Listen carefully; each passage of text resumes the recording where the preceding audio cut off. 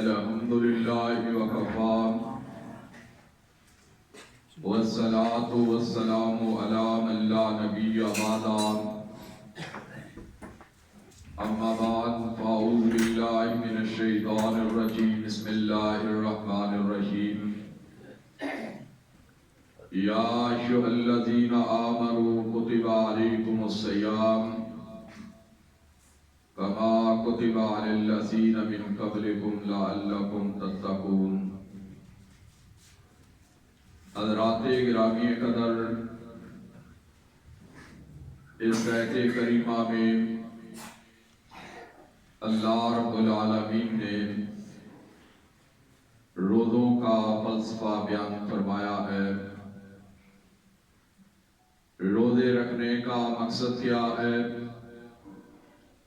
اور اللہ رب العالمین تقاضا کیا کرتے ہیں؟ لعلکم تتقون، تاکہ تم متقی اور پرہیزگار بن جاؤ۔ اگر انسان صبح سے لے کر شام تک بھوکا اور پیاسا رہتا ہے، اس کے دل میں تقوی نہیں پیدا ہوتا، تو یہ اللہ رب العالمین اجر و ثواب سے محروم فرما دیتے ہیں۔ من لم یدع قول الزور والعمل به فلیس للہ حاجۃ ان یدع طعامہ وشرابہ۔ نبی اکرم صلی اللہ علیہ وسلم نے ارشاد فرمایا، جو شخص روزہ رکھنے کے باوجود جھوٹ بولنے سے نہیں روکتا ہے، غیبت سے نہیں روکتا، بہتان ترازی سے نہیں روکتا، گالی گلوچ سے نہیں روکتا، حرام کی چیزوں سے نہیں بچتا، اس آدمی کے صبح سے لے کر شام تک بھوکا اور پیاسا رہنے کا کوئی فائدہ نہیں ہے۔ نبی اکرم صلی اللہ علیہ وسلم نے ارشاد فرمایا، التقویٰ ہاہنا ویشیر الی صدرہ۔ آپ صلی اللہ علیہ وسلم نے اپنے سینے کی طرف اشارہ کر کے فرمایا، تقویٰ یہاں ہے۔ جس قدر انسان کے دل میں تقویٰ ہوگا، اللہ کا ڈر موجود ہوگا، اسی قدر اللہ کی بارگاہ سے اس کو اجر و ثواب ملتا ہے۔ اگر انسان نمازیں پڑھتا رہے، روزے رکھتا رہے، بیت اللہ کا حج کرتا رہے، صدقات و خیرات کرتا رہے، اللہ کے راستہ میں جہاد کرتا رہے، اگر اس کے دل میں تقویٰ اور خلوص پیدا نہیں ہوتا ہے، انسان کا بڑے سے بڑا عمل بھی اللہ کی بارگاہ میں قبول نہیں ہوتا ہے۔ اگر انسان اپنے دل میں تقویٰ پیدا کر لیتا ہے، چھوٹا سا عمل بھی اللہ کی بارگاہ میں قبول ہو جاتا ہے، وہی انسان کی نجات کا ذریعہ بن جاتا ہے۔ نبی اکرم صلی اللہ علیہ وسلم کے پاس ایک آدمی جہاد کے میدان میں کفار کی صف سے نکلا اور آ کر کہنے لگا، اللہ کے رسول صلی اللہ علیہ وسلم، اسلموا او قاتل، آپ مجھے بتائیے کہ میں پہلے اسلام لاؤں یا لڑائی میں شریک ہو جاؤں؟ نبی اکرم صلی اللہ علیہ وسلم نے فرمایا، اسلم ثم قاتل، پہلے اسلام لاؤ پھر جنگ میں شریک ہو جاؤ۔ حدیث کے الفاظ ہے، فَأَسْلَمَا فَقَاتَلَا فَقُتِلَا، وہ اسلام لایا، جنگ میں شریک ہوا اور اسی وقت وہ شہید ہو گیا۔ رسول اللہ صلی اللہ علیہ وسلم نے فرمایا، عَمِلَ قَلِيلًا أُجِرَ كَثِيرًا، یہ کتنا خوش قسمت آدمی ہے، اس نے عمل تھوڑا کیا ہے، اللہ کے ہاں درجہ زیادہ حاصل کر لیا ہے۔ نبی اکرم صلی اللہ علیہ وسلم کے پاس ایک آدمی آیا، دیہاتی آدمی. اس نے آ کر کہا اللہ کے رسول صلی اللہ علیہ وسلم مجھے اسلام کے بارے میں بتائیے.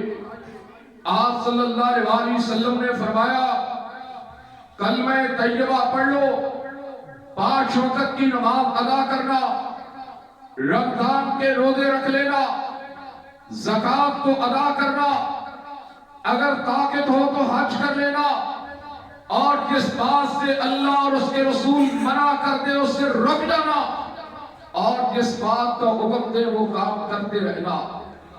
وہ آدمی کہنے لگا اللہ کے رسول صلی اللہ علیہ وسلم دین صرف اتنا ہے؟ آپ صلی اللہ علیہ وسلم نے فرمایا دین اتنا ہے. اس نے چاہتے ہوئے کہا اللہ کی قسم نہ اس میں کچھ زیادتی کروں گا نہ کمی کروں گا. وہ ابھی پلٹا، رسول اللہ صلی اللہ علیہ وسلم نے فرمایا اے میرے صحابہ کرام، جس نے جنتی آدمی کو دیکھنا ہو اس کو دیکھ لو اگر اس نے سچ کہا ہے. دین تو اتنا آسان ہے، جنت میں داخل ہونا تو اتنا آسان ہے.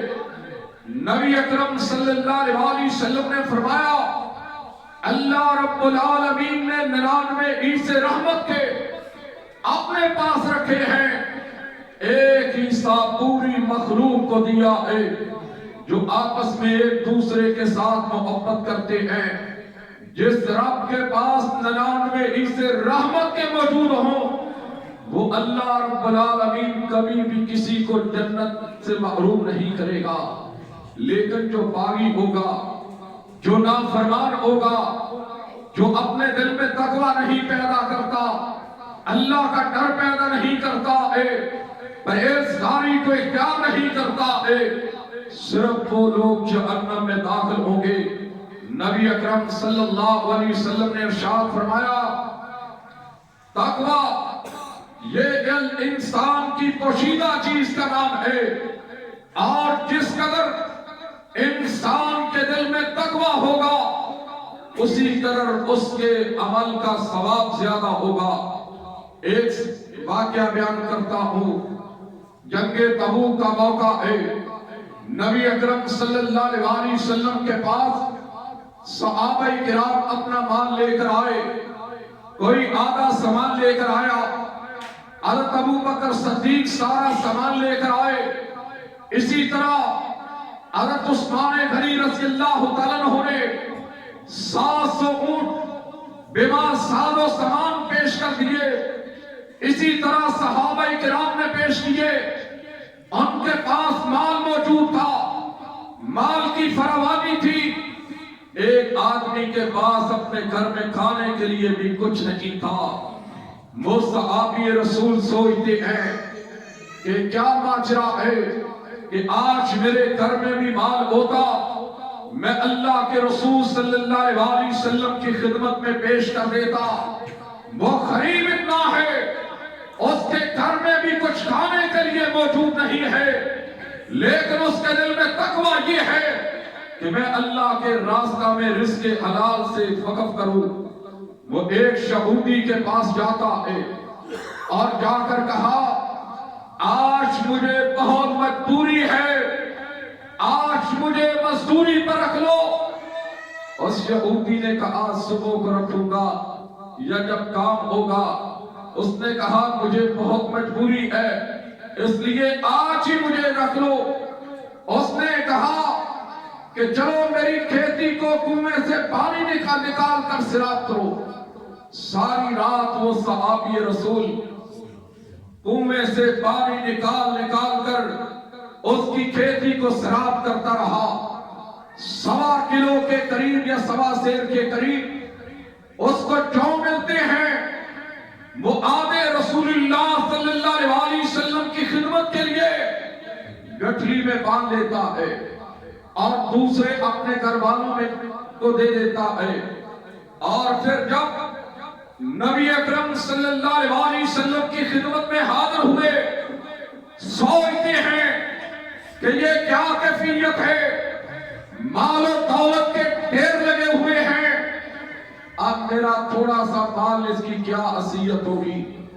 وہ شرما رہا تھا، پریشان تھا، دل میں سوچ رہے تھے کہ میں اس وقت اس ڈھیر پر رکھ دوں گا جب نبی اکرم صلی اللہ علیہ وسلم کسی صحابی سے باتوں میں مشغول ہو جائیں گے، جب آپ کہیں مصروف ہوں گے، پھر آستہ سے میں اس ڈھیر پر رکھ دوں گا اور اللہ کے راستہ میں خرچ کرنے والے لوگوں میں میں بھی شمار ہو جاؤں گا۔ وہ صحابی رسول ڈھیر کے ارد گرد چکر لگا رہے ہیں، نبی اکرم صلی اللہ علیہ وسلم کی نگاہ اقدس پہنچتی ہے۔ آپ نے فرمایا کیا ماجرا ہے؟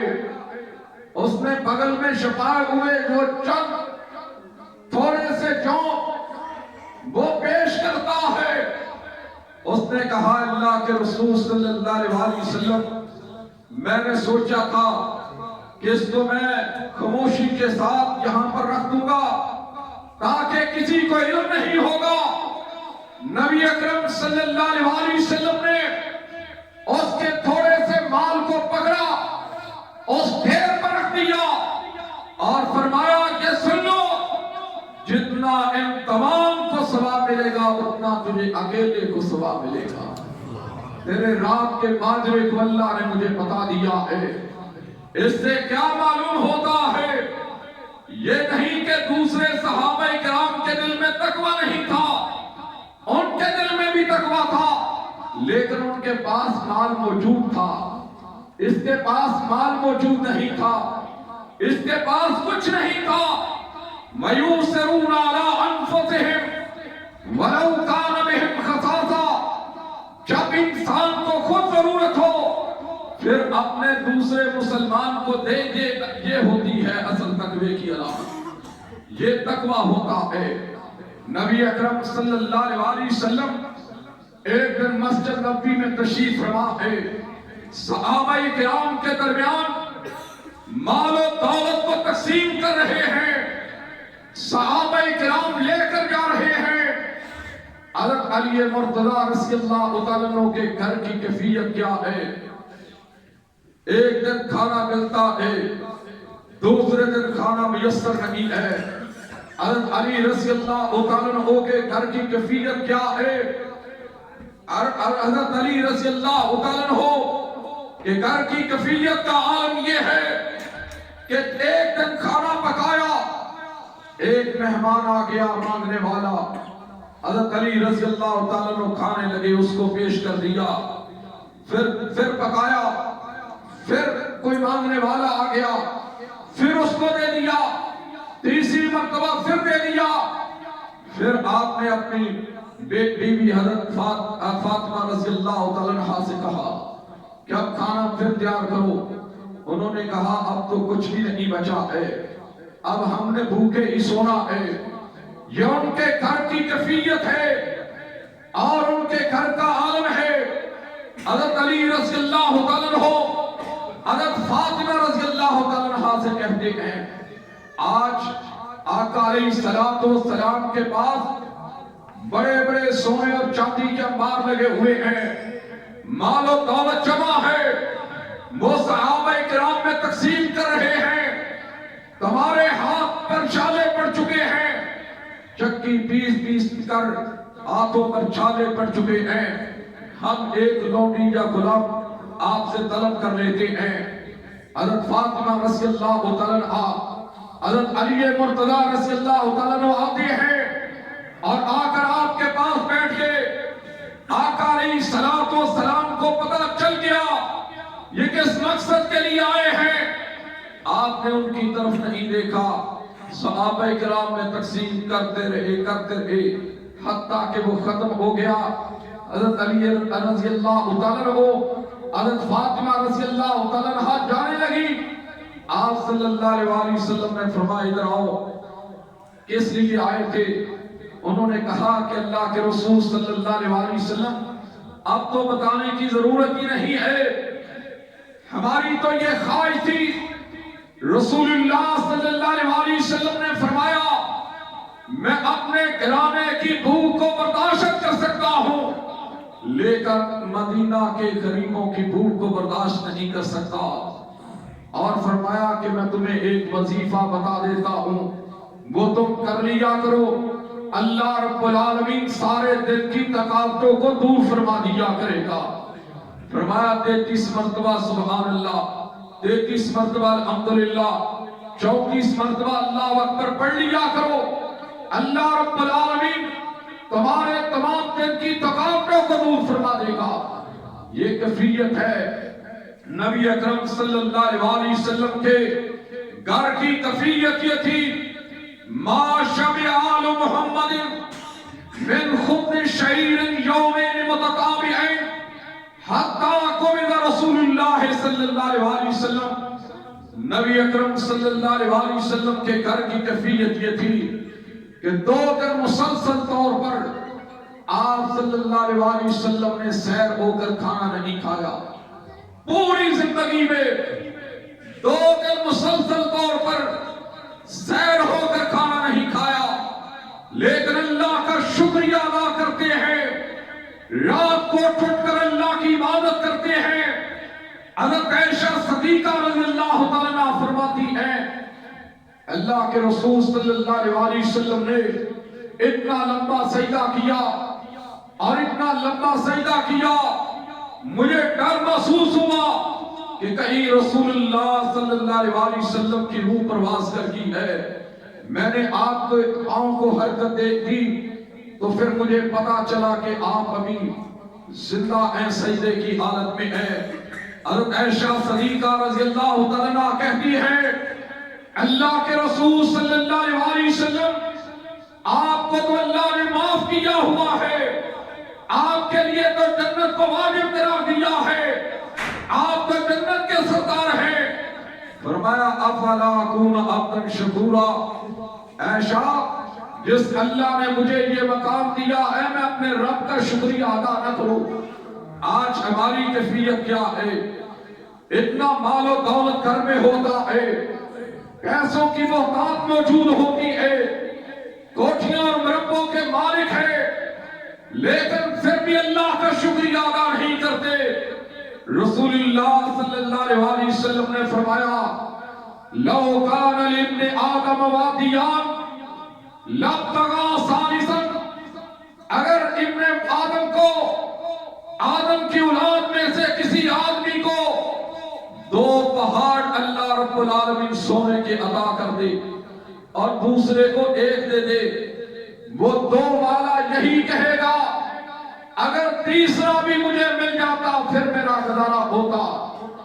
آج سے 30-40 برس پہلے کے دور میں چلے جائیں، کتنے لوگوں کے پاس کاریں تھی، کتنے لوگوں کے پاس موٹر سائیکل تھے، کتنے لوگوں کی کوٹھیاں تھی، کچھ بھی نہیں تھا، لیکن اللہ کا شکریہ ادا کرتے تھے۔ اس وقت دلوں میں تقویٰ موجود تھا، بھائی بھائی کا خیال کرتا تھا، بہنوں کا خیال کرتا تھا، آپس میں محبت اور پیار ہوتا تھا۔ اگر کوئی رشتہ دار آ جاتا پورے گاؤں کے لوگ خوش ہو جاتے تھے، اگر کوئی چلا جاتا اس کو پیچھے کی فکر نہیں ہوتی تھی۔ لیکن آج کیفیت کیا ہے کہ آج ایک ایک لمحے ہم پریشانی کی زندگی بسر کر رہے ہیں۔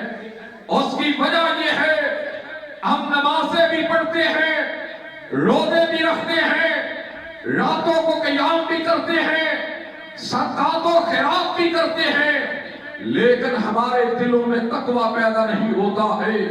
اگر ہمارے دلوں میں تقویٰ پیدا ہو جائے تو انسان کسی پر ظلم نہیں کرتا، کسی کا حق نہیں دباتا، کسی کے ساتھ زیادتی نہیں کرتا ہے، اور وہ انسان اللہ رب العالمین سے ڈرتے ہوئے اپنی زندگی کو بسر کرتا ہے۔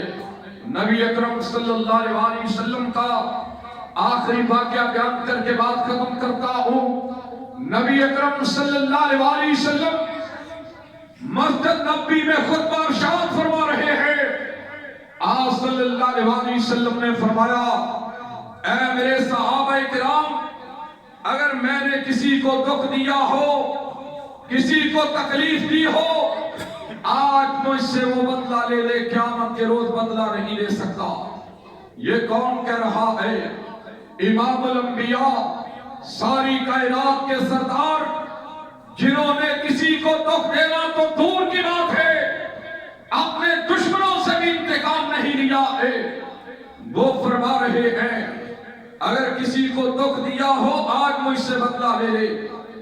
ایک صحابی رسول نے سوچا اس سے بہتر موقع کوئی نہیں ہے، وہ صحابی رسول کھڑے ہوئے، اللہ کے رسول صلی اللہ علیہ وسلم ایک دن آپ صفوں کو سیدھا کر رہے تھے، آپ نے مجھے چھڑی سے مارا تھا، آقا علیہ السلام نے وہ چھڑی اس کو پکڑا دی اور فرمایا ساتھی تم بھی مجھے اسی طرح مار لو جس طرح میں نے تجھے مارا تھا۔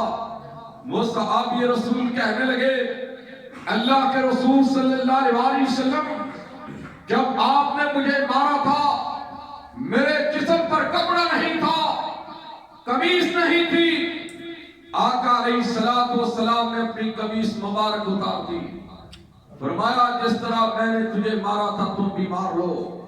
صحابہ کرام حیران تھے، پریشان تھے، یہ کیا ماجرا ہے؟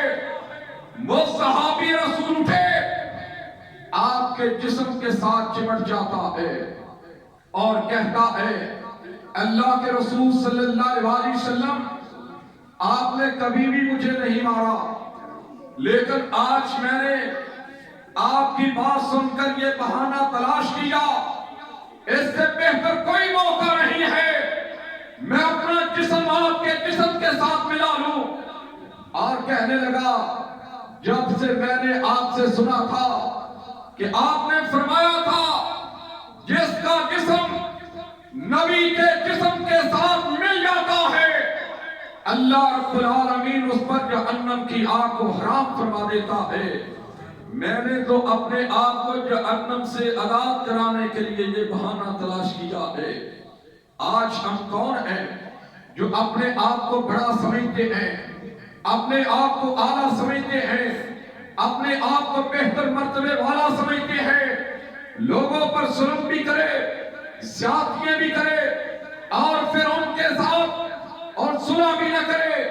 نبی اکرم صلی اللہ علیہ وسلم نے فرمایا جو شخص 3 دن تک اپنے مسلمان بھائی سے ناراض رہتا ہے، کلام نہیں کرتا، اس کی کوئی عبادت اللہ رب العالمین قبول نہیں کرتا ہے۔ دوسری حدیث کے الفاظ ہیں اس کی کوئی عبادت اس کے کانوں سے اوپر نہیں جاتی ہے۔ آج رمضان المبارک کے مہینوں میں ہم اس بات کا وعدہ کریں کہ یا اللہ جن لوگوں کے ساتھ ہماری ناراضگی ہے آج ہم ان سے صلح کرتے ہیں، اور جن کے ساتھ جن پر ظلم کیا ہے ان سے معافی مانگتے ہیں، اگر کسی کا حق دبایا ہے اس کو حق دینے کے لیے تیار ہے۔ اگر ہم یہ نہیں کرتے تو پھر تمام عبادات کا کوئی مقصد نہیں ہے۔ ان تمام عبادات کا مقصد کیا ہے؟ لَعَلَّكُمْ تَتَّقُونَ، تاکہ تم متقی اور پرہیزگار بن جاؤ۔ اور سر کا تقوی یہ ہے کہ یہ سر اللہ کے علاوہ کسی کے سامنے نہ جھکے۔ پیشانی کا تقوی یہ ہے کہ پیشانی اللہ کے سامنے جھکے۔ آنکھوں کا تقوی یہ ہے آنکھوں کے ساتھ کسی غیر محرم عورت کو نہ دیکھا جائے۔ ہاتھوں کا تقوی یہ ہے ان ہاتھوں کے ساتھ کسی پر ظلم نہ کیا جائے۔ زبان کا تقوی یہ ہے زبان سے جھوٹ نہ بولا جائے، غیبت نہ کی جائے، کسی پر بہتان نہ لگایا جائے۔ اور پاؤں کا تقوی یہ ہے کہ ہم پاؤں سے چل کر گناہ کے راستے پر نہ چلے بلکہ نیکی کے راستے کی طرف چلے۔ اللہ رب العالمین سے دعا ہے اللہ رب العالمین ہمیں تمام عبادات کا مغز اور اصل چیز جو تقوی ہے اس کو اختیار کرنے کی توفیق عطا فرمائے۔ وما علینا الا البلاغ۔